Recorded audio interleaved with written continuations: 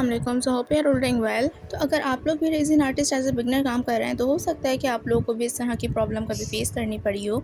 मैं बात कर रही हूँ उस प्रॉब्लम की जो तकरीबन हर रेज़िन आर्टिस्ट को फेस करनी ही पड़ती है। यानी आप लोग की रेज़िन प्रोडक्ट भी अगर ड्राई होने के बाद स्टिकी सी हो जाती है या उस पे दाने दाने से आके खुरदुरी सी हो जाती है या फिर वो सॉफ्ट सी हो जाती है, क्योर होती ही नहीं है, तो डोंट वरी, ये प्रॉब्लम हर रेज़िन आर्टिस्ट को फेस करनी पड़ती है। और मेरी प्रोडक्ट्स के साथ भी कुछ इसी तरह से हुआ। मेरे रेज़िन के पेंडेंट्स भी कुछ इसी तरह से स्टिकी हो रहे थे। जो मैंने फाइनल लेयर पोर की थी इस पे, वो कुछ इस तरह से चिपक रहे थे आपस में।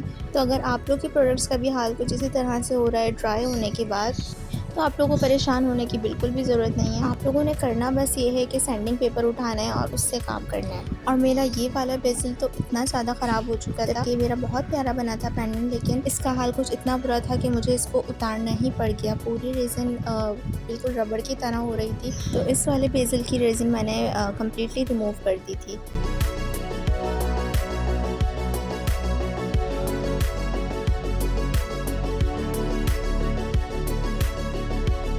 अच्छा, अब मैं आप लोगों को बताती हूँ कि ऐसा होता क्यों है। ये जो रेज़िन आपकी स्टिकी हो रही होती है, रबड़ की तरह बन जाती है या फिर प्रॉपर क्योर नहीं होती है, तो ये या तो ह्यूमिडिटी की वजह से होती है, वेदर का इशू होता है, या फिर आपकी रेज़िन और हार्डनर प्रॉपर मिक्स नहीं होती। बस इन्हीं रीज़न्स की वजह से आपकी रेज़िन का ये हाल होता है। तो इस सिचुएशन में आप लोगों ने करना बस इतना है जो मैं कर रही हूँ। सैंडिंग पेपर उठाना है और अपने प्रोडक्ट के सिर्फ उस एरिया को रब करना है सैंडिंग पेपर जो एरिया आपका ख़राब हुआ हुआ है, जिस एरिया पे इस तरह से दाने दाने खुरदुरा सा हुआ हुआ है। और आप लोगों ने इतनी देर तक रब करना है कि जब आप अपने फिंगर से उसको चेक करें तो वो खुरदुरापन आपको फील ना हो या वो जगह बिल्कुल प्लेन आपको फील होने लगे। इसी तरह से मेरा ये पेंडेंट भी ख़राब हुआ हुआ था। तो अगर आपके किसी प्रोडक्ट की रेज़िन इस तरह से हो रही है, रबड़ की तरह उतर रही है, तो आप लोगों ने या तो उसको फिंगर से ही उतार लेना है, या फिर अगर वो रेज़िन फिंगर से उतारने वाली नहीं है तो आपने सैंडिंग पेपर से उसको रब करना है। और यहाँ आप कटर की हेल्प से भी रेज़िन को उतार सकते हैं। तो यहाँ मैंने अपने दोनों पेंडेंट्स को सैंडिंग पेपर से रब कर लिया था और इन पे से स्टिकनेस ख़त्म होने तक मैंने इनको सैंडिंग पेपर से रब किया। फिर उसके बाद नेक्स्ट स्टेप आपका आ जाता है रेज़िन को प्रिपेयर करना। अब मेक श्योर रहे कि रेज़िन और हार्डनर का आपने मेजरमेंट अच्छी तरह से करना है और मेजर करने के बाद इनको मिक्स अच्छी तरह से करना है ताकि दोबारा इस तरह से स्टिकनेस ना आए रेज़िन पे और आपका प्रोडक्ट बिल्कुल ठीक हो जाए।